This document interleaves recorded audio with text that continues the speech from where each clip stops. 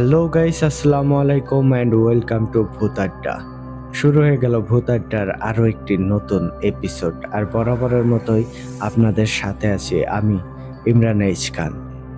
আর আজকেও কিন্তু আপনাদের জন্য নিয়ে এসেছি ভয়ঙ্কর কিছু ঘটনা। আশা করি আজকের এপিসোডটি আপনাদের অনেক বেশি ভালো লাগবে। তো শুরুতেই আপনারা শুনতে পাবেন আমাদের একজন লিসেনার, আমাদের একজন বন্ধু শরীফুল ইসলাম ভাইয়ের ভর দুপুরের আতঙ্ক নামক একটি দুর্দান্ত ঘটনা। ঘটনাটি যদিও ছোট্ট একটি ঘটনা, তবে বেশ ইউনিক, যার জন্য ঘটনাটি সিলেক্ট করেছি এবং আপনাদের সাথে শেয়ার করছি। আশা করি এই ঘটনাটি আপনাদের অনেক বেশি ভালো লাগবে। তো এরপর থাকছে আপনাদের জন্য আমাদের আরেকজন লিসেনার, আরেকজন ভাই। এই ঘটনাটি বেশ ইউনিক আর অনেকটা লং একটা ঘটনা। আশা করি এই ঘটনাটি আপনাদের অনেক বেশি ভালো লাগবে। তো এই ঘটনাটি লিখে পাঠিয়েছেন আমাদের একজন বন্ধু, আমাদের একজন লিসেনার রাজু ভাই। হ্যাঁ, রাজু ভাইয়ের লেখা ভয়ঙ্কর একটি ঘটনা। আর রাজু ভাইয়ের এই ঘটনাটির নাম দিয়েছেন কে ছিল সেই ছেলেটি।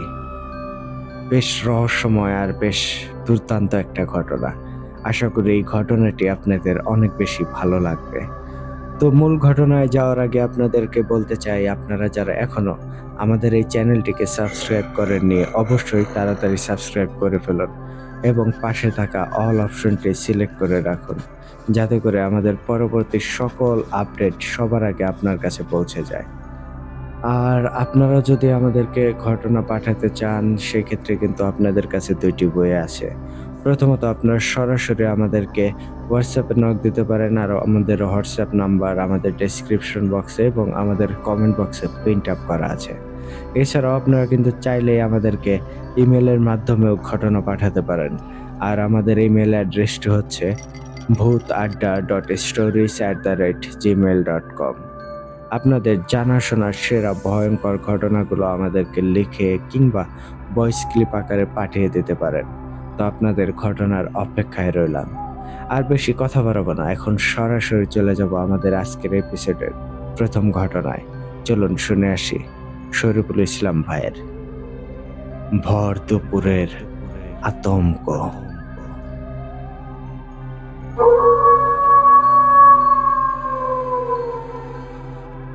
ঘটনাটি আমাকে ঠিক যেভাবে লিখে পাঠিয়েছেন, আমি ঠিক সেভাবেই আপনাদের মাঝে উপস্থাপন করার চেষ্টা করছি। আসসালামু আলাইকুম প্রিয় ইমরান ভাই ও ভূত আড্ডার সকল লিসেনার্স, আপনারা সবাই কেমন আছেন? আমি ভূত আড্ডার একজন নিয়মিত শ্রোতা, আমার নাম শফিকুল ইসলাম। আজকে আমি আমার একটা ঘটনা আপনাদের সাথে শেয়ার করতে যাচ্ছি। এই ঘটনাটি আমি আমার এক কাজিনের কাছ থেকে শুনেছিলাম। আমি ওর মতো করে এই ঘটনাটি আপনাদের মাঝে বলার চেষ্টা করছি। তো ও আমাকে যেইভাবে বলেছিল ঠিক সেভাবেই আমি লিখছি।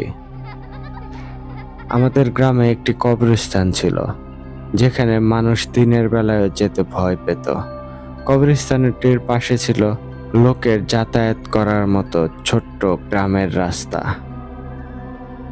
সাধারণত গ্রামে যেরকম থাকে সেরকম মাটির রাস্তা, আর সেই জায়গাটি ছিল অনেক বেশি নিরিবিলি এবং অনেক গাছগাছালিতে ভরা। দিনের বেলায়ও কিছুটা অন্ধকার থাকতো।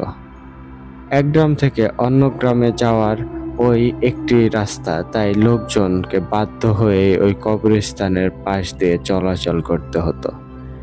একবার একটা 8 বছরের মেয়ে কোনো এক কারণে ভর দুপুর বেলায় ওই রাস্তা দিয়ে যায়।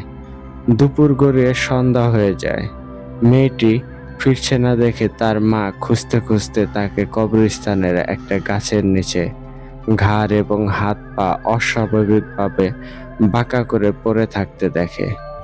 পরে আরো লোকজন ডেকে তাকে বাড়িতে নিয়ে আসা হয়। তার হাত পা ঘাড় বাঁকা থাকে। অনেক ডাক্তার দেখানোর পরও তা ঠিক হয় না। সবাই যখন মেয়েটির কাছে জানতে চায় কি হয়েছিল, মেয়েটি তখন বলে সে যখন কবরস্থানের পাশ দিয়ে যাচ্ছিল তখন একটা কুকুর তার রাস্তার সামনে এসে পড়ে। কুকুরটা দেখতে অনেক বেশি ভয়ঙ্কর ছিল আর চোখগুলো জল জল করছিল। সে যখন কুকুরটাকে পাশ কেটে যেতে চাইল, সে দেখলো কুকুরটা নেই। তখন ঠিক পিছন ফিরে তাকাতেই দেখলো তার খুব কাছাকাছি ৫-৬টি কুকুর দাঁড়িয়ে আছে আর ওর দিকেই ভয়ঙ্কর ভাবে তাকিয়ে আছে। এতটুকু বলার পর আর কিছুই বলতে পারেনি মেয়েটি। এর কিছুদিন পরে মেয়েটি অসুস্থতা অবস্থায় একটা সময় মারা যায়। মেয়েটি মারা যাওয়ার পরে তার মা বলে সে যখন অসুস্থ ছিল মাঝরাতে বাইরে চলে যেতে চাইতো, বলতো তাকে নাকি কে ডাকছে। তো ইমরান ভাই, এই ছিল আমার কাজিনের কাছ থেকে শোনা ছোট্ট একটি ঘটনা। আশা করি এই ঘটনাটি আপনি পড়ে শোনাবেন। এরপর আমি চেষ্টা করব আরো বড় কোনো ঘটনা দিতে আপনাদেরকে। আশা করি এই ঘটনাটি আপনাদের অনেক বেশি ভালো লাগবে। তাহলে আজকের মতো আমি এখানেই শেষ করলাম। আসসালামু আলাইকুম।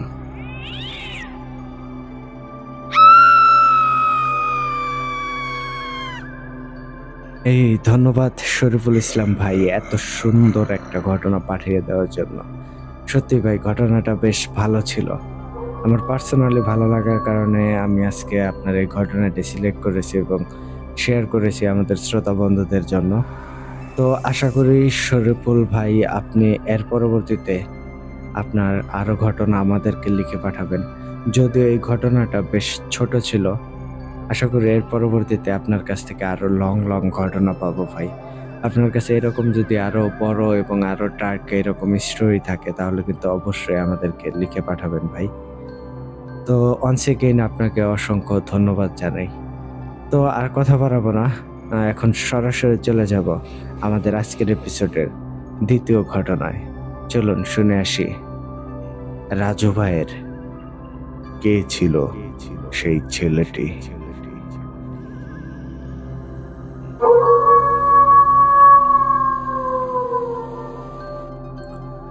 ঘটনাটি আমাকে ঠিক যেভাবে লিখে পাঠিয়েছেন আমি ঠিক সেভাবেই আপনাদের মাঝে উপস্থাপন করার চেষ্টা করছি। লিখছেন, আসসালামু আলাইকুম প্রিয় দর্শক শ্রোতা ভাই ও বোনেরা, কেমন আছেন? আশা করি মহান রাব্বুল আলামিনের অশেষ রহমতে ভালো আছেন। আপনাদের মাঝে আমি নতুন আর এই প্রথম আমি আমার একটি ঘটনা ভূত আড্ডায় শেয়ার করতে যাচ্ছি। যদি ভালো লাগে তাহলে অবশ্যই সবার সাথে শেয়ার করার অনুরোধ রইল। আজ আপনাদের যে ঘটনাটি শোনাতে যাচ্ছি ঘটনাটি আমার ছোট চাচা ও আমার সাথে ঘটে যাওয়া একটি ঘটনা। ঘটনাটি ঘটেছিল আমার চাচার শ্বশুর বাড়িতে যাওয়ার সময়। ঘটনাটির কথা আজও আমার চাচা ও আমি ভুলতে পারিনি। চলেন ঘটনায় যাওয়া যাক। তার আগে আমার চাচার নাম বলে নেই। আমার চাচার নাম দিদারুল ইসলাম, সকলে তাকে দিদার বলেই ডাকে। ঘটনাটি আজ থেকে বেশি দিন পুরনো না। ঘটনাটির সময়কাল ছিল 2013 সাল। আমার চাচা একজন বেসরকারি ব্যাংকে চাকরি করেন। আলহামদুলিল্লাহ খুব ভালোই দিনকাল যাচ্ছিল তার। আমার চাচার একটি মাত্র ছেলে। আমরা সকলে যৌথ পরিবার ছিলাম। আমার আর আমার চাচাদের মধ্যে সম্পর্ক খুবই ভালো ছিল। চলেন মূল ঘটনায় ফিরে যাই। একদিন হঠাৎ আমার চাচার সম্বন্ধী মিরাজ আঙ্কেল হঠাৎই বাসায় আসেন। আর তাকে পেয়ে আমার চাচি তো অনেক খুশি। তখন আমার চাচি বলে, ভাইয়া আপনি হঠাৎ এমন না বলে আসলেন যে? তখন মিরাজ আঙ্কেল বলে, তোদের সারপ্রাইজ দিলাম আর একটা দাওয়াত দিতে আসলাম। তখন আমার চাচি বলে, কি দাওয়াত ভাইয়া, ঠিক বুঝলাম না তো। তখন মিরাজ আঙ্কেল বলে, তোর ভাতিজার মুসলমানি করাবো, একটা অনুষ্ঠান করব ভাবছি, তাই আগে তোর কাছে আসলাম। তুই আমার একটি মাত্র বোন, তোর সাথে পরামর্শ করে এরপর যা করার করব। সবচেয়ে বড় কথা, তোর জামাইয়ের সময় অনুযায়ী ডেট ফেলবো, যাতে উনার যেতে কোনো ঝামেলা না হয়। তখন আমার চাচি বলে, এটা তো ভালো কথা, এতে আবার পরামর্শের কি আছে, তোমরা ডেট করেই ফেললেই তো হয়, আমরা সময় মতো চলে আসব। তখন মিরাজ আঙ্কেল বলে, সেটা পরে, আগে বল আমার ভাগ্নে কোথায়। তখন চাচি বলে, আজান ঘুমাচ্ছে, ডেকে দেই। কিন্তু মিরাজ আঙ্কেল বলে, না থাক, ঘুমাক, ছোট বাচ্চাদের ঘুম থেকে উঠানো ঠিক না। তখন চাচি বলে, ভাইয়া তুমি ফ্রেশ হয়ে নাও, আমি খাবারের ব্যবস্থা করছি। তখন মিরাজ আঙ্কেল বলে, আগে বড় আপাকে ডাক। তখন চাচি আমার আম্মাকে ডাকতে চান। এর মাঝে আমি আর মিরাজ আঙ্কেল কথা বলি। আর মিরাজ আঙ্কেল মনের দিক দিয়ে খুব ভালো একজন মানুষ ছিলেন। আমাকে তার নিজের আপন ভাগ্নের মতোই আদর করেন, কোনো অংশে আজানের থেকে কম আদর করেন না। এর মাঝে চাচি আম্মাকে ডেকে নিয়ে আসেন। তখন আম্মা মিরাজ আঙ্কেলকে সালাম দেয়, মিরাজ আঙ্কেলও দাঁড়িয়ে সালাম বিনিময় করে। এরপর তিনি ফ্রেশ হতে চলে যান। এরপর টিভির রুমে এসে টিভি দেখতে শুরু করেন। কিছু সময়ের মাঝেই সন্ধ্যার আজান পড়ে যায়, আর আমার চাচাতো ভাই আজান ও ঘুম থেকে উঠে পড়ে। আমি ওকে নিয়ে খেলতে থাকি। এদিকে যে যার যার মতো নামাজ পড়তে চলে যায়। সকলে নামাজ পড়ে নাস্তা তৈরিতে ব্যস্ত। তার উপর মেহমান আসছে, আর মেহমান আসলে আমারই ভালো লাগে। কিছু সময়ের মাঝে বাবা ও চাচাও চলে আসেন একসাথে। তারা ঘরে ঢুকে মিরাজ আঙ্কেলকে দেখে বেশ খুশি হন। তখন মিরাজ আঙ্কেল, বাবা ও চাচা তারা কুশল বিনিময় করে। এরপর বাবা এবং চাচা ফ্রেশ হতে চলে যান, আর ফ্রেশ হয়ে সোফায় বসে নাস্তা করতে থাকেন আর বিভিন্ন বিষয়ে বার্তালাপ করতে থাকেন। এরপর মিরাজ আঙ্কেল বাবা ও চাচাকে দাওয়াতের বিষয়ে সবকিছু বলেন। তখন বাবা বলে, সবকিছু ঠিক আছে, কিন্তু আমি তো এখন যেতে পারবো না। তখন মিরাজ আঙ্কেল বলে, কেন ভাইজান, কি সমস্যা? তখন বাবা বলে, আমার এই মাসে ব্যবসায় অনেক চাপ যাচ্ছে, তাই এই মাসে কোনো জায়গায় বের হওয়ার মতো সুযোগ হচ্ছে না। তখন মিরাজ আঙ্কেল বলে, তাহলে আমরা অনুষ্ঠানটা কিছুদিন পিছিয়ে দেই। তখন বাবা বলে, না, এমনটা করবেন না। আমি একজনের জন্য অনুষ্ঠান পিছানো ঠিক হবে না, বরং আমার ছেলে যাবে, আর এমনিতেও ভালো কাজে পিছাতে নেই। তখন মিরাজ আঙ্কেল বলে, ঠিক আছে, তবে আপনি আসলে অনেক খুশি হতাম। তখন বাবা বলে, অন্য কোনো সময় যে বেরিয়ে আসবো। আর আমি না গেলে কি হয়েছে, আমার ছেলে যাবে, আর সবচেয়ে বড় কথা আমার ভাই তো আছেই। তখন আমার চাচা বলে ওঠে, ভাই আমারও তো একটু কাজের প্রেশার যাচ্ছে অফিসে, কিন্তু যাওয়া তো লাগে। তবে একটা কাজ করেন, আপনি আপনার বোন আজান আর রাজুকে নিয়ে যান, আমি আগের রাতে চলে আসব। তখন মিরাজ আঙ্কেল বলে, ঠিক আছে, আপনি যেভাবে বলেন সেভাবেই হবে। এই বলে তারা আরো নানান ধরনের কথাবার্তা বলতে লাগেন। কিন্তু আমি এদিকে যে বেড়াতে যাওয়ার জন্য সবকিছু গোছাতে শুরু করি। এর মাঝে বাবার ডাক পড়ে। তখন আমি বাবাকে যেয়ে বলি, বাবা ডেকেছেন আমাকে? তখন বাবা বলে, তুমি কাল তোমার চাচির সাথে তাদের বাড়িতে যাবে, আমরা যাব না। একটু ভালোভাবে থেকো, কোনো প্রকার দুষ্টামি করবে না। যদি আমি শুনি কোনো প্রকার দুষ্টামি করেছ, তবে এর ফল কিন্তু ভালো হবে না। তখন আমি মাথা নাড়িয়ে হ্যাঁ সূচক সম্বোধন করি। তখন বাবা বলে, খেতে বসো। এরপর সকলে খাবার খেতে বসে। খাওয়া শেষ করে রাতের মতোই ঘুমিয়ে পড়ে। আর সকাল হতেই যেই কথা সেই কাজ, আমরা বেরিয়ে পড়ি চাচিদের গ্রামের বাড়ির উদ্দেশ্যে। আর দীর্ঘ 6 ঘন্টা পর আমরা যশোর যেয়ে পৌঁছাই। আর সকাল হওয়ায় তেমন একটা রাস্তায় জ্যামও ছিল না, কারণ জ্যাম থাকলে আরো অনেক সময় লাগতো। আর আমরা যেখানে গাড়ি থেকে নেমেছি সেখানে আশেপাশে কোনো বাজার নেই। সেই জায়গা থেকে আরো 15-20 মিনিটের রাস্তার সামনে বাজার আছে। সেইখান থেকে চাচিদের বাড়িতে গেলে একটু দেরি হয়, আর এইখান দিয়ে গেলে অনেক তাড়াতাড়ি পৌঁছানো যায়। কিন্তু এই মোড়ে না আছে কোনো দোকান, আর না আছে কোনো ভ্যান। কাউকে ফোন দিয়ে বললে ভ্যান নিয়ে আসে, আর না হলে ঘন্টার পর ঘন্টা অপেক্ষা করা লাগে, যদি কোনো ভ্যান আসে আর কি, এর জন্য। আর এই রাস্তা দিয়ে কোনো গাড়ি না চলার কারণ রাস্তাটা কাঁচা ছিল, আর জায়গাটা কেমন যেন একটু অদ্ভুত, যে কেউ দেখলে গা ছমছম করে উঠবে। ইমরান ভাই, জায়গাটার বিবরণ দিলে হয়তো আপনিও লিসেনাররা বুঝতে পারবেন। আমরা যেখানে নেমেছিলাম সেখান থেকে সামনে চলে গিয়েছে একটি রাস্তা, যেই রাস্তাটি সরাসরি যশোর শহরের দিকে গিয়েছে। পিছনে ঢাকা ফেরার রাস্তা, আর ডান দিকে একটি কাঁচা মাটির রাস্তা চলে গিয়েছে। আর রাস্তার দুই পাশে বিশাল বড় বড় পাট গাছ। আর সেখানে আমরা নেমেছিলাম। সেখানে একটি বিশাল বটগাছ ছিল। বটগাছটি এতটাই বিশাল ছিল যার জন্য চারপাশের বেশ খানিক জায়গা ঢেকে ফেলেছে।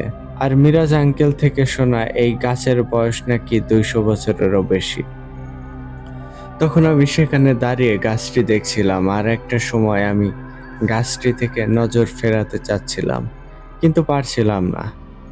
আমি অনেক চেষ্টা করছি গাছটি থেকে নজর ফেরাবো, কিন্তু কোনো ক্রমেই তা পারছিলাম না।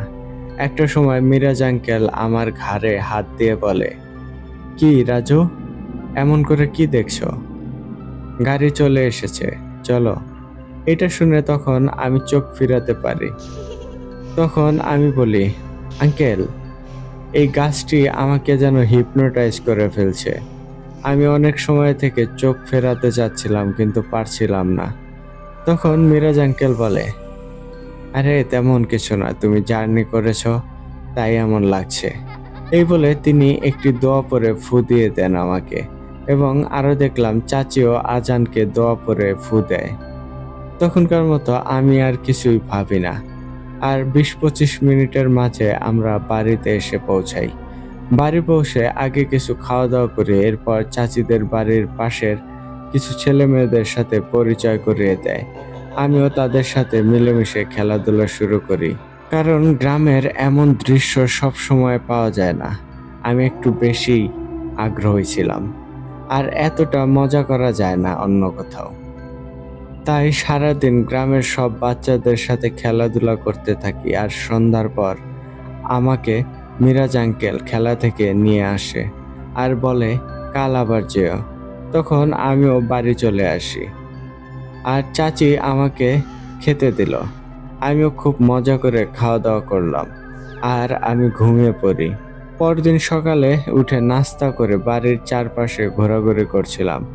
অনেক সকাল হয়, তেমন একটা কেউ ছিল না, তাই আমি একা একাই হাঁটছিলাম।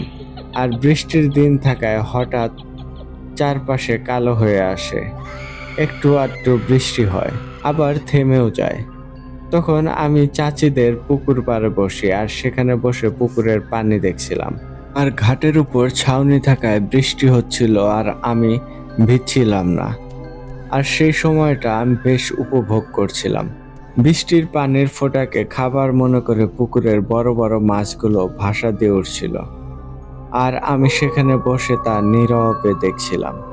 তখনই আকাশ একেবারে অন্ধকার হয়ে আসে, মনে হচ্ছিল যেন সন্ধ্যা হয়ে যাচ্ছে। তখনই হঠাৎ কোথা থেকে একটি ছেলে চলে আসে। ছেলেটির বয়স আমার থেকে 2-1 বছরের ছোট হবে। ছেলেটির পরনে ছিল খুব পুরনো ঢিলেঢালা পোশাক, চুলগুলো কেমন উস্কো শুষ্ক। ছেলেটি এসেই আমাকে বলে, এই জায়গাতে কি নতুন আইছো? তখন আমি বলি, হ্যাঁ, এটা আমার চাচার শ্বশুর বাড়ি, এখানে বেড়াতে এসেছি। এই কথা বলে আমি তাকে জিজ্ঞাসা করি, তুমি কে? তোমার বাড়ি কোথায়?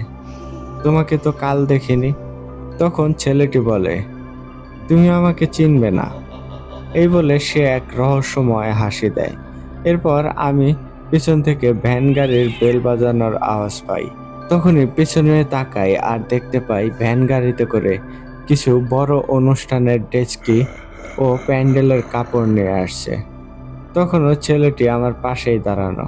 তখন আমি বলি, 3 দিন পর এই বাড়িতে অনুষ্ঠান, হয়তো জানো। তোমাকে দেখে অনেক মায়া লাগছে, তোমার চেহারায় একটা অন্যরকম মায়া আছে। তখন সে সময় ভ্যান গাড়িটি আমাদের কাছে চলে আসে। সে সময় আমি আবার ভ্যান গাড়ির দিকে তাকাই, কিন্তু তখন আমি একটা জিনিস লক্ষ্য করি, সে ভ্যান চালকও সাথে থাকা লোকগুলো আমার দিকে কেমন একটা আর চোখে তাকিয়ে আছে। তখন আমি তাদের বলি, কি ব্যাপার আঙ্কেল, আপনারা এভাবে আমার দিকে তাকিয়ে আছেন কেন? তখন তারা বলে, তুমি এখানে একা একা কার সাথে কথা বলছো, তাই দেখতেছি। তখন আমি বলি, একা মানে? আমি একা কোথায়, দেখছেন না আমি এই ছেলেটির সাথে কথা বলছি। এই বলে আমি ছেলেটির দিকে মাথা ঘুরাতেই দেখি সেখানে ছেলেটি নেই। তখন আমি বেশ ভয় পাই আর তাদের বলি, আঙ্কেল, এই মাত্র ছেলেটি এখানে ছিল, আপনারা দূর থেকে লক্ষ্য করেছিলেন কি? তখন তারা বলে, আমরা দূর থেকেই দেখছি তুমি এখানে একা দাঁড়িয়ে আছো আর মাথা নাড়াচ্ছ। দূর থেকে ভেবেছিলাম হয়তো একা একা গান করতেছো, কিন্তু কাছে এসে দেখি একা একা তুমি কথা বলতেছো। তখন আমি ভাবতে থাকি, এটা কি হলো? এই সামান্য সময় ছেলেটি গেল কোথায়? তখন ভ্যান চালক ও সাথে থাকা লোকগুলো তারা গাড়ি চালিয়ে বাড়ির ভেতরের দিকে এগোতে শুরু করে। আর আমি তখনও সেখানে দাঁড়িয়ে ভাবছিলাম, ছেলেটি গেল তো গেল কোথায়? তখন সব ভাবতে ভাবতে আমার চোখ পুকুরটির ওই পারে যেয়ে পড়ল। তখন আমি দেখতে পাই ওই পারে একটি বাঁশঝাড়ের কাছে ছেলেটি দাঁড়িয়ে। তখন আমি ছেলেটির দিকে চোখ রেখেই ওই লোকগুলোকে ডাকতে যাব, তখনই ছেলেটি মাথা নাড়িয়ে নাচসূচক সম্বোধন করে আর সে বাঁশঝাড়ের আড়ালে চলে যায়। তখন আমি আর সেখানে না থেকে বাড়িতে চলে আসি। আর বাড়িতে আসতেই গতকালের খেলার সেই সঙ্গীদের সাথে দেখা হয়ে যায়। আর আমিও তখন সেই ছেলেটির কথা যেন ভুলেই যাই আর ওদের সাথে খেলায় মাতোয়ারা হয়ে যাই। এদিকে আমার চাচা অফিস থেকে বুধবার, বৃহস্পতিবার, রবিবার ছুটি নেন। 2 দিন একটু রেস্ট নেবে বলে, কারণ শুক্রবার শনিবার তো এমনিতেই বন্ধ। কিন্তু সে বাড়িতে চাচিকে আর জানায়নি যে ছুটি নিয়েছে। আমার চাচা চিন্তা করেন তিনি সরাসরি এসে সারপ্রাইজ দেবেন, যেই কথা সেই কাজ। চাচা তখন অফিস থেকে বাসায় ফিরে আমার বাবাকে বলে মঙ্গলবার রাতেই রওনা হয়ে যান, কিন্তু তিনি আর বাড়ি ফেরেননি। এদিকে আমার বাবার কাজ গুছিয়ে আসলে বাবা আমার মাকে বলে, চলো আমরাও যে অনুষ্ঠানে উপস্থিত হই, মিরাজরা অনেক খুশি হবে। তো যেই কথা সেই কাজ, বাবা ও মা তারা বৃহস্পতিবার সকালে গাড়িতে ওঠে আর দুপুরের আগ মুহূর্তে এসে পৌঁছান। আর বাবা মাকে দেখে আমি অনেক খুশি হই, সাথে মিরাজ আঙ্কেল সহ সকলেই অনেক খুশি হয়। আমার চাচাতো ভাই আজান আমার বাবাকে দেখে দৌড়ে তার কোলে ওঠে আর বলে, বড় আব্বু, আমার বাবা কোথায়? তখন আমার বাবা মনে করেন হয়তো চাচা আজানকে রেখে কোথাও গিয়েছে, তাই আজান এটা হয়তো বলছে। তখন আমার বাবা চারিদিকে উদ্দেশ্য করে বলে, দিদার কোথায় রে? তখন চাচি বলে, ভাইজান, কি বলছেন এটা? উনি কোথায় আমি কিভাবে জানবো? আমার সাথে মঙ্গলবার রাতে কথা হয়েছে, সেদিন অফিস থেকে নাকি ফিরতে দেরি হয়েছে, কাজেও নাকি প্রচুর চাপ যাচ্ছে, তাই আমিও আর কল করিনি গতকাল। তখন বাবা বলে, কি বলছো এসব? দিদার তো বৃহস্পতিবার তাড়াতাড়ি অফিস থেকে ফিরেছে, আর ফেরার সময় গাড়ির টিকিট নিয়ে ফিরেছিল। ওর বাস নাকি 9:30-এ, তাই এসে ফ্রেশ হয়ে খাওয়া দাওয়া করেই বেরিয়েছে এখানে আসবে বলে। আমি গতকাল সকালে ফোন দিয়েছিলাম, কিন্তু ফোন বন্ধ পাই। আমি ভেবেছিলাম হয়তো ফোনে চার্জ নেই আর জার্নি করে গিয়েই হয়তো বিশ্রাম নিচ্ছে। তখন চাচি রীতিমতো কান্না করে দেয় আর বলে, ভাইজান, কি বলছেন আপনি? তাহলে উনি গেল কোথায়? মাঝখানে একদিন চলে গিয়েছে, লোকটা কোথায় গেল? তখন সকলে চাচার মোবাইলে ফোন করতে শুরু করে, কিন্তু তার ফোন বন্ধ ছিল। এক নাগাড়ে 50 বারের অধিক কল দিয়েছিল, কিন্তু কোনো মতেই তার মোবাইলে কল ঢুকছিল না।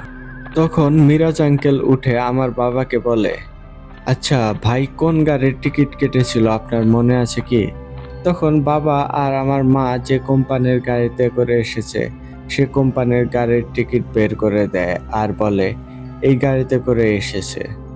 আর দিদারি বলেছে এই কোম্পানি নাকি এই রাস্তায় খুব ভালো সার্ভিস দেয়। তখন মিরাজ আঙ্কেল গাড়ির টিকিট দেখে বলে, আরে আরে এই কোম্পানিতে তো আমার এক বন্ধু আছে, দাঁড়ান আমি ফোন করে দেই ওকে। তখন মিরাজ আঙ্কেল দ্রুত তার বন্ধুকে কল দেয়। তখন তার বন্ধু ফোন রিসিভ করে বলে, হ্যাঁ মিরাজ বল, হঠাৎ এই সময় কল দিলি যে? তখন মিরাজ আঙ্কেল বলে, রফিক তুই কোথায় রে?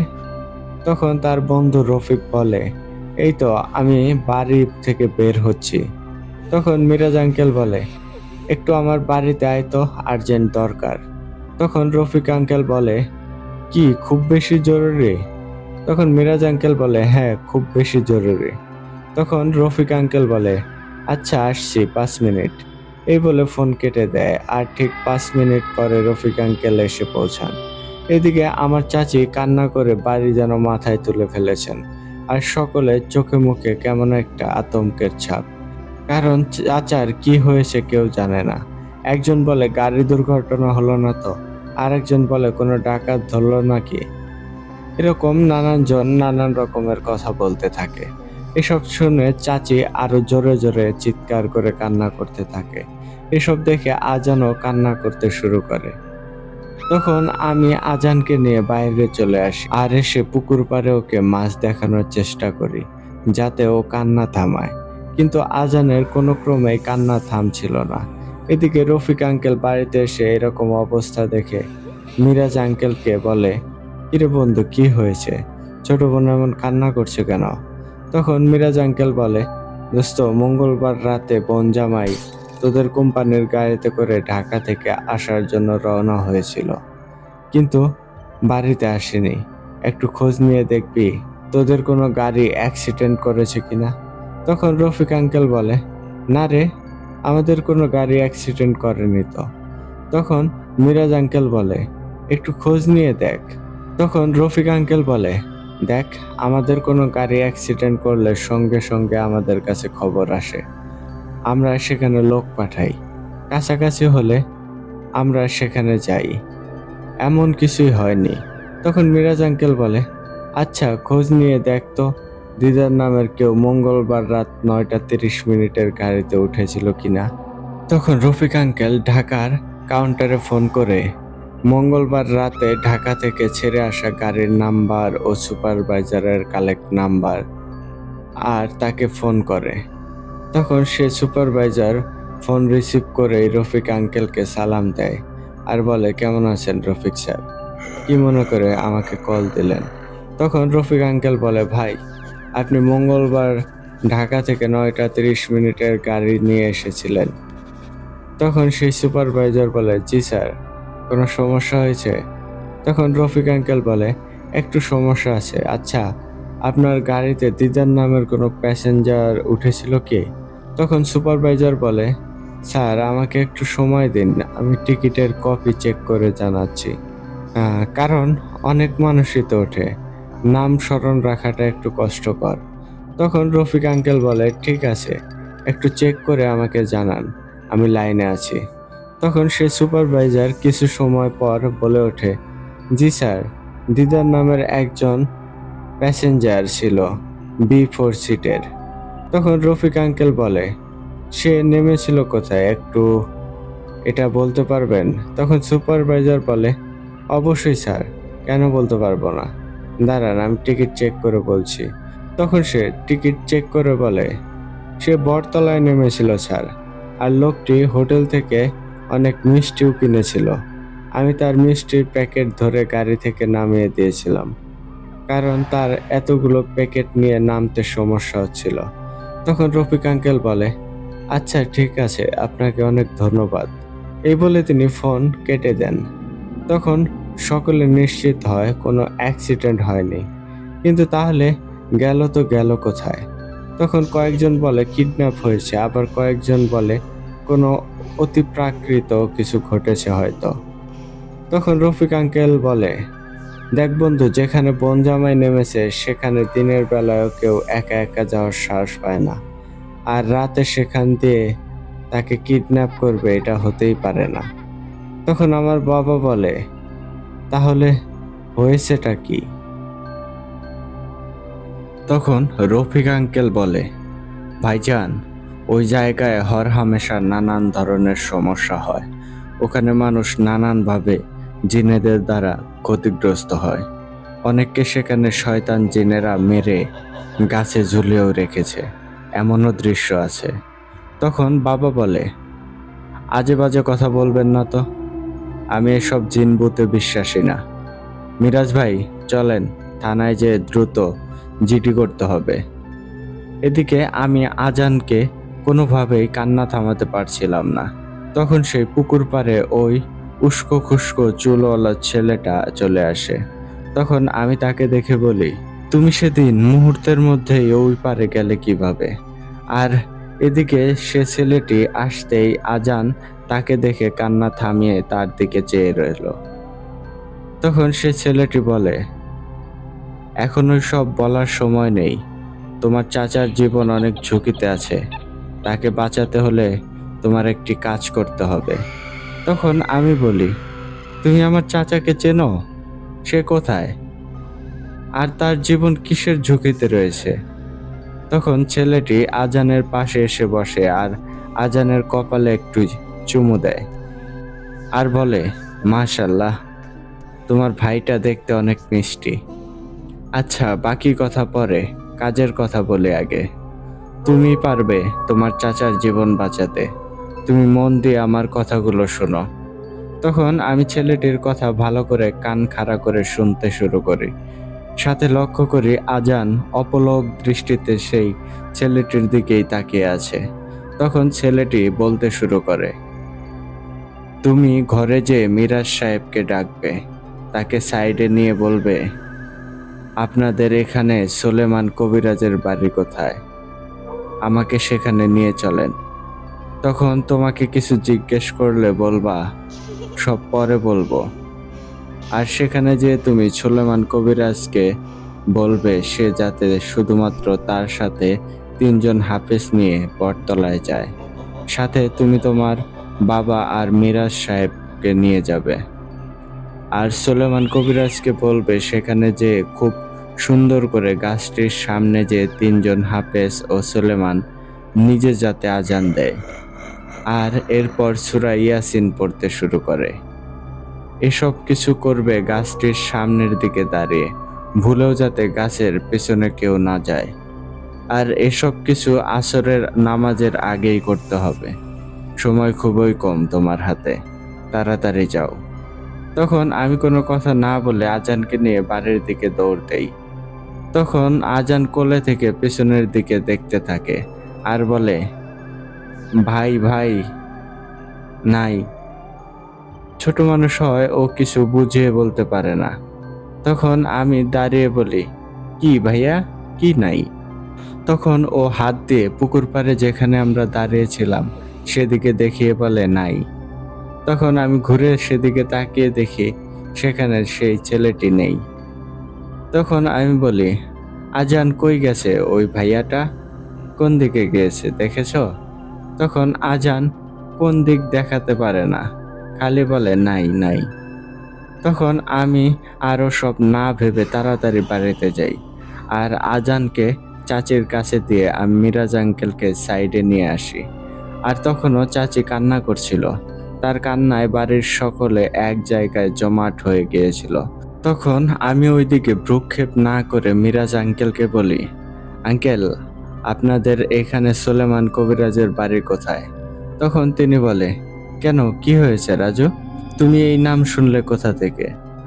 তখন আমি বলি, আঙ্কেল, কই থেকে নাম শুনেছি, কি হয়েছে সব পরে শুনতে পারবেন। কোথায় সুলেমান কবিরাজের বাড়ি আগে ওইটা বলেন, আর আমাকে সেখানে নিয়ে চলুন। তখন মিরাজ আঙ্কেল আর কিছু বলে না, সে বলে, চলো। তখন আমরা ঘর থেকে বেরোতেই নেই। তখন আমার মাথায় আসে বাবাকেও নিয়ে যেতে বলেছিল সেই ছেলেটি। তখন আমি মিরাজ আঙ্কেলকে বলি, আঙ্কেল, বাবাকেও সাথে নেন। আর কই যাচ্ছি এসব বলবেন না, আর আমার কথা ভুলেও বলবেন না। তখন তিনি বাবাকে সাইডে ডাকেন আর আমাদের সাথে নিয়ে নেন। তখন বাবা বলেন, কোথায় যাচ্ছেন? তখন মিরাজ আঙ্কেল জিনিসটাকে হ্যান্ডেল করে বলেন, একটা জায়গায় যাচ্ছি, চলেন। তখন বাবা নানান রকমের প্রশ্ন করতে থাকে, কিন্তু মিরাজ আঙ্কেল কিছুতেই কিছু বলে না। তখন বাবা বলে, সাথে রাজুকে নিলেন কেন? তখন মিরাজ আঙ্কেল বলে, ভাই, কিছুই বললেন না, আর সব দেখতে থাকেন। এর মাঝে সুলেমান কবিরাজের বাড়ি বেশি দূরে না হওয়ায় আমরা সেখানে চলে আসি। আর মিরাজ আঙ্কেল বুদ্ধি খাটিয়ে বাবাকে বলে, ভাইজান, আপনি এখানে দাঁড়ান, কষ্ট করে বাড়িতে ঢুকে কাজ নেই, আমি একটু আসছি। তখন আমিও মিরাজ আঙ্কেলের সাথে বাড়িতে প্রবেশ করি, আর সেখানে যেই দেখি সুলেমান কবিরাজ ঘরে বসে আছে। তখন মিরাজ আঙ্কেল সুলেমান কবিরাজকে সালাম দেয় আর বলে, চাচা, আপনার সাথে আমার এই ভাগিনা কিছু কথা বলবে। তখন সুলেমান কবিরাজ বলে, কি বলবে নাতি ভাই, বলো। তখন আমি বলি, দাদা, সব কথা পরে বলবো, দ্রুত কাজ করতে হবে। আপনি দয়া করে 3জন হাফেজকে ডাক দেন, আমাদের বটতলায় যেতে হবে। তখন সেই কবিরাজ বুঝে যায়, কারণ যে যেই কাজ করে তার সামনে ওই বিষয়ে কথা বললেই তারা বুঝে যায় পুরোটা। তখন সুলেমান কবিরাজ কোনো কথা না বলেই উঠে তার একটি কাঁধে ঝুলানো ব্যাগ নিয়ে বলে, চলো, পথিমধ্যে মাদ্রাসা আছে, সেখান থেকে 3জনকে নিয়ে নেব। তখন আমি বলি, এই হচ্ছে মানুষ, যে ইশারায় বুঝে যায়, আর বুদ্ধিমান ব্যক্তি সবসময় ইশারায় সবকিছু বুঝে নেয়। তখন পথিমধ্যে আমি তাকে ছেলেটির বলা সব কথা বলি আমার মতো করে, সেই ছেলেটির কোনো কথা বলি না। তখন মিরাজ আঙ্কেল ও বাবা সামনে হাঁটছিল, আমি আর কবিরাজ দাদা পেছনে হাঁটছিলাম। এর মাঝে সুলেমান কবিরাজ মাদ্রাসায় ঢুকে 3জন হাফেজকে সাথে নিয়ে নেন। তখন আবার আমরা চলতে শুরু করি। তখন আমার বাবা বারবার মিরাজ আঙ্কেলকে বলছিল, কোথায় যাচ্ছি আমরা, আর এরা কারা? তখন মিরাজ আঙ্কেল বাবাকে নানানভাবে নানান কিছুর বুঝ দিয়েছিল। আর একটা সময় আমরা সেখানে পৌঁছে যাই, আর সেখানে পৌঁছানোর সঙ্গে সঙ্গে সুলাইমান কবিরাজ ওই 3জন হাফেজকে কানে কানে সব বলে দেয়, আর তারা সব বুঝে বিসমিল্লাহ বলে সুলাইমান কবিরাজ সহ সকলে আজান দিতে শুরু করে। আর হঠাৎই ভর দুপুর সময় আকাশ যেন কালো হয়ে আসে। এসব দেখে আমি বেশ ভয় পাই। তখন আমি যে বাবা আর মিরাজ আঙ্কেলের মাঝে যেয়ে দাঁড়াই, আর তখন সুলাইমান কবিরাজ ও ওই 3জন আজান শেষ করে কোরআন তেলাওয়াত করতে শুরু করে। কোরআন তেলাওয়াত শুরু করার ঠিক 3-4 মিনিট পর হঠাৎ গাছের পেছনে একটা ধূপ করে কিছু একটা পড়ার শব্দ আমাদের কানে আসে। তখন সুলাইমান কবিরাজ আমার দিকে তাকিয়ে কোরআন তেলাওয়াত করা অবস্থায় ইশারা দিয়ে তার দিকে ডাকে। তখন আমি তার কাছে যাই। তখন সে আমাকে ইশারায় বলে, কোরআন তেলাওয়াত থামাবো কিনা। তখন আমি কি বলবো বুঝছিলাম না, কারণ সেই ছেলেটি আমাকে এই ব্যাপারে কিছুই বলেনি। তখন আমি বলি, চালিয়ে যান, কারণ মাঝ অবস্থায় থামলে যদি কিছু হয়। তখন সে সূরা পড়া চালিয়ে যায়। 15 মিনিট পর তার সূরা ইয়াসিন, আর 15-20 মিনিট পর তার সূরা ইয়াসিন শেষ হলে আমি দৌড়ে গাছটির পেছনে যেয়ে দেখি আমার চাচা গাছটির পেছনে অজ্ঞান হয়ে পড়ে আছে। তখন আমি চিৎকার করে সকলকে ডাকলে সকলে চলে আসে। তখন তারা সেখানে এসে আমার চাচাকে দেখে মিরাজ আঙ্কেল ও আমার বাবা হতবাক হয়ে যায়। তখন আমার বাবা বলে, দিদার এখানে আসলো কি করে? তখন আমি বলি, সব পরে জানতে পারবেন, এখন আগে চাচাকে নিয়ে বাড়ি চলেন। তখন সকলে মিলে চাচাকে ধরাধরি করে বাড়িতে নিয়ে আসে, আর চাচাকে অজ্ঞান দেখে আমার চাচির কান্না যেন আরো বেড়ে যায়। তখন মিরাজ আঙ্কেল তার বোন মানে আমার চাচিকে ধমক দিয়ে বলে, আহ, থামবে একটু, এমন করলে হবে, আগে ওর জ্ঞান ফিরতে দে। তখন দ্রুত কয়েকজন যে গ্রামের ডাক্তারকে নিয়ে আসে, আর সে এসে ভালো করে চেক করে বলে, তেমন ভয়ের কিছু নেই, সময় দিন, ঠিক হয়ে যাবে। তখন ডাক্তার আমার চাচার চোখে মুখে পানি ছিটায়। তখন আমার চাচার জ্ঞান ফেরে, আর চাচা চোখ খুলে কিছু সময় তাকিয়ে আবার অজ্ঞান হয়ে যায়। তখন ডাক্তার বলে, ওনার শরীর অনেক ক্লান্ত, আমি স্যালাইন দিয়ে যাচ্ছি, কিছু সময় পর জ্ঞান ফিরলে ভালো ভালো খাবার খাওয়াবেন, ঠিক হয়ে যাবে। এই বলে ডাক্তার আরো কিছু ঔষধ লিখে দিয়ে চাচাকে স্যালাইন দিয়ে চলে যায়।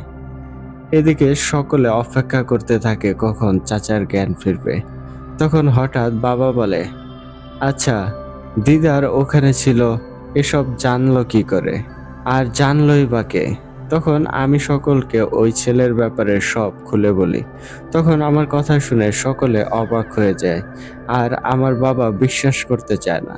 তখন আমি আজানকে কোলে নিয়ে বলি, ভাইয়া, তুমি ওই ছেলেকে দেখছো না? তখন আজান হ্যাঁ সূচক মাথা নাড়ায়। তখন বাবা কিছুটা বিশ্বাস করে।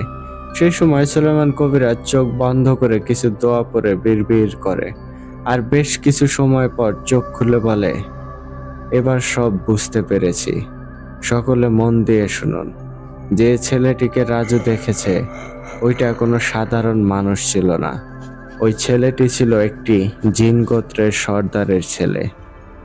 কিন্তু সে জিনটি খুবই ভালো ছিল, আর সে আপনাদের বিপদ দেখে সাহায্য করতে এগিয়ে এসেছে।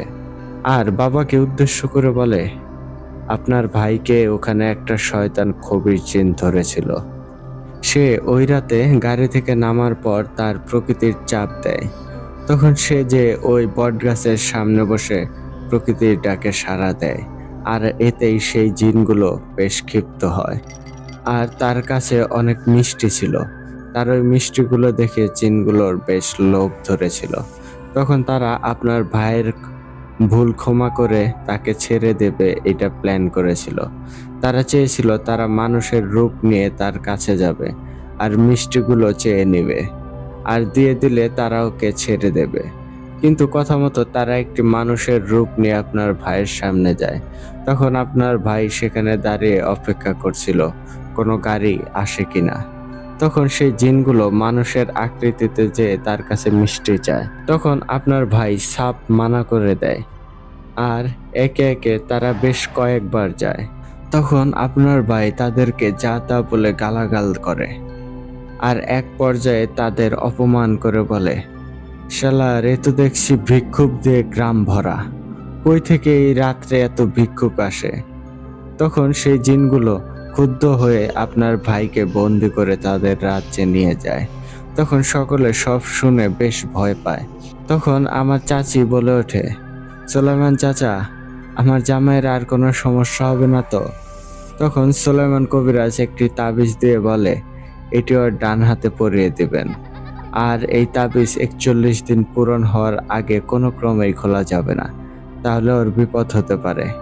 তখন আমার চাচার হাতে ওই তাবিজটি পরিয়ে দেয়, আর মাগরিবের পর আমার চাচার জ্ঞান ফেরে।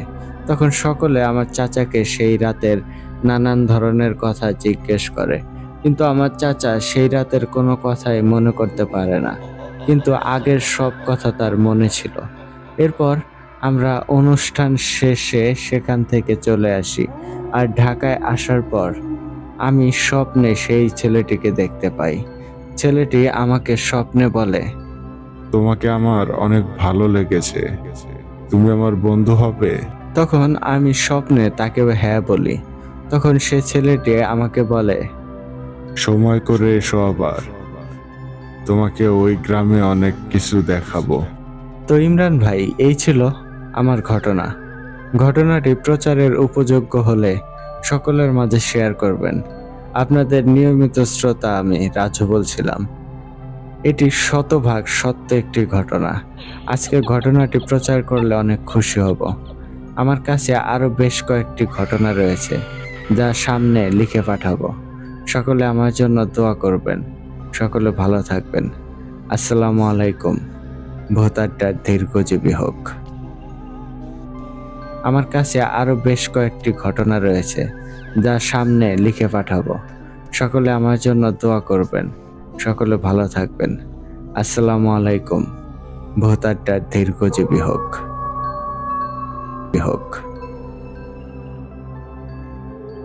যা সামনে লিখে পাঠাবো। সকলে আমার জন্য দোয়া করবেন। সকলে ভালো থাকবেন। আসসালামু আলাইকুম। ভোতারটা দীর্ঘজীবী হোক।